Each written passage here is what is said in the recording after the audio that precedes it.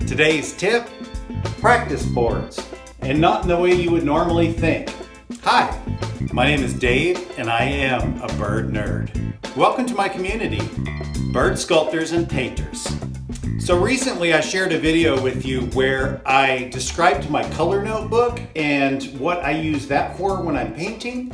Now, that color notebook's great for catching colors. What it's not great for is kind of prefiguring out your harmony for a bird. That's where I use the quote-unquote practice boards. I don't just use practice boards to practice painting, I also use them to pre-plan my colors.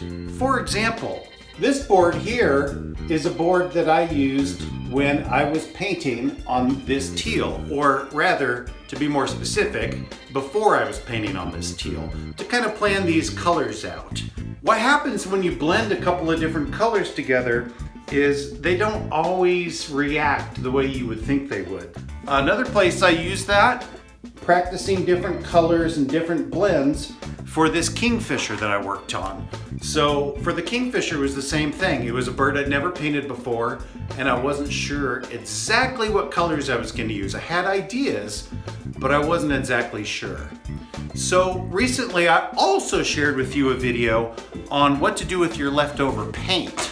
And the leftover paint goes on, well, you guessed it, your practice boards, so that you can get all your color harmony right. If you enjoyed this tip, hit the subscribe button. Then you'll know when I upload more of the good stuff.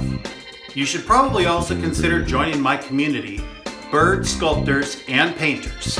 There's a link in the description below this video, and that will get you all the best tips and tricks delivered straight to your inbox, as well as updates on all the courses that I offer.